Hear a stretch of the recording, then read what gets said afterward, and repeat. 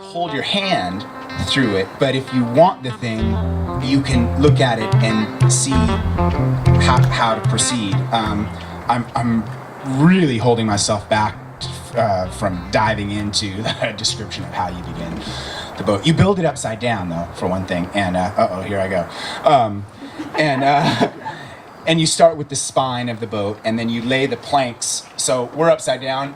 You lay the planks from the center out, and they follow forms that are exactly the shape of this nicely rounded hull.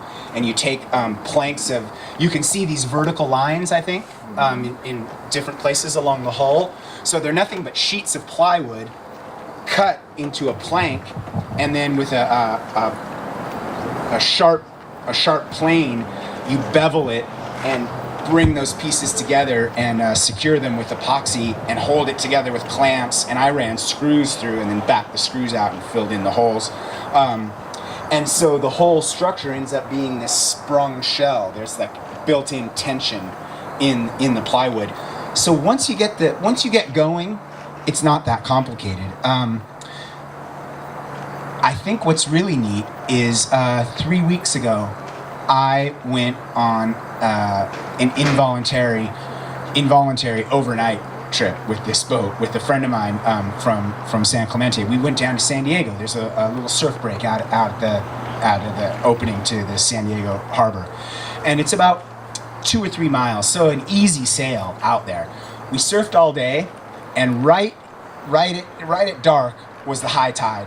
And the wind, fortunately, was blowing all day, and so we started in at dark. We started tacking back up the harbor, but because the tide peaked at dark, at the turn of the tide, all that water inside San Diego Bay starts running back out this somewhat narrow channel.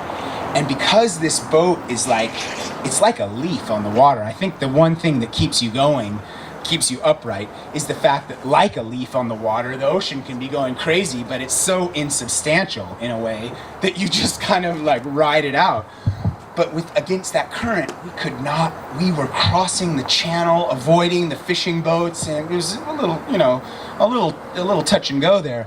But we realized we are not getting there. We are there's that damn red buoy again, 2 hours later. And so we just threw the anchor, and because we were just gonna go for the day, we were fortunately I had a sweatshirt and I had the piece of canvas, and my buddy was down here, fetal position down here, and I'm up here, with the canvas. It was a miserable night, and we just had to wait. And that's a neat lesson though too, isn't it? Like how often, I guess you have to wait. If you could get the zen of it, you have to wait for traffic, right? But so we had to wait because we weren't gonna get there otherwise. And in the morning, at dawn, we stowed the canvas, stretched for about a minute, put the sails up, and in 40 minutes we were back, back at the dock. And but my point in all that, I always forget the point. The point in all that is that was in San Diego. That was Friday morning through Friday night to Saturday, and I felt like I had been to the ends of the earth. And so I think it's just those little tweaks of perception that we can give ourselves, whether it's deciding to walk home or even take a walk maybe in the neighborhood at 2 a.m. and kind of I'm one for starlight and sparkle on the ocean. And so anything you can do, I think, to get to notice that, and there's all kinds of mysterious little moments. And I think that's what's been so joyful for me about these travels in this boat. What I want to do, actually, I want to build boats like this, but I talked about the family boat.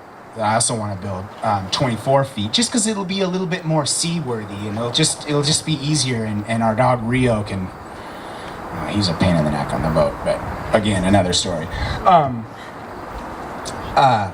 It'll just be better. I just know it'll be better. It'll be more seaworthy. It'll be more ship-like. This is like Leaf on the Sea-like.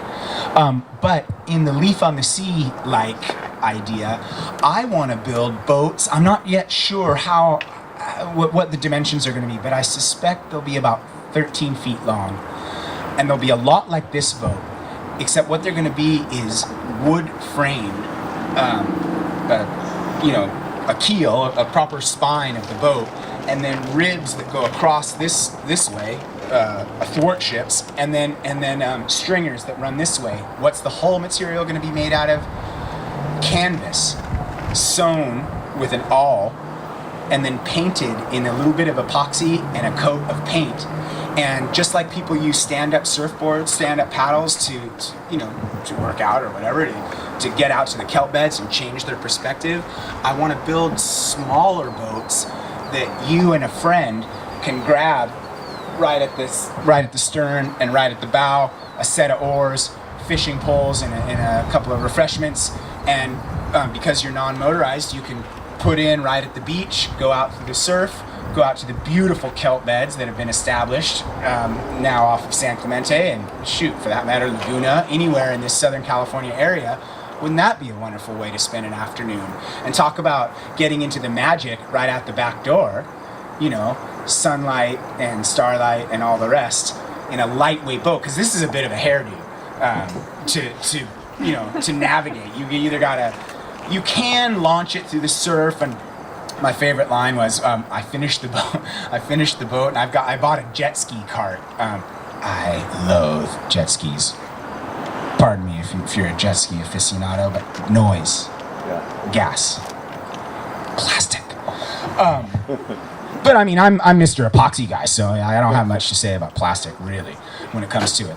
But I put this boat on the jet ski cart and roll it across the sand, and you can imagine the San Clemente lifeguards. What is going on here? And in deadpan, I tell them, no, it's okay. I'm a trained professional. It worked. and then so I'm sailing. I finished the boat, and I'm intoxicated by the whole thing. This is when I first finished the boat. Put the last coat of epoxy on the handrails, splashed her, and then sailed around back and forth by the San Clemente Pier. And it got dark, but there was still wind. It was all still working. And the beautiful thing about going through sunset into nighttime is that your eyes naturally adjust to the dark. So I could see just fine. I don't have a light on the boat. Don't have a driver's license or anything else. But it is just like, my God, imagine the feeling. You've spent 2 years in a garage building this thing, and then you put it on the water, and it works. And the feeling that the quality of this boat is, particularly like with a good breeze, but kind of steady water, is it's gliding. It's a whisper, and it's just such a lovely feeling. And so I sailed until, I don't know, midnight or something, and the harbor patrol, someone must have called or something, because the harbor patrol came up on me, and they're like, how about you and the word sales, are you okay? No, never better, I'm great. So soon-ish, in the scheme of things, on flytothecormorant.com, you'll be able to see my ongoing experiments in small craft design and building. Thank you so much for letting me ramble on like this. I really appreciate it. Thank you.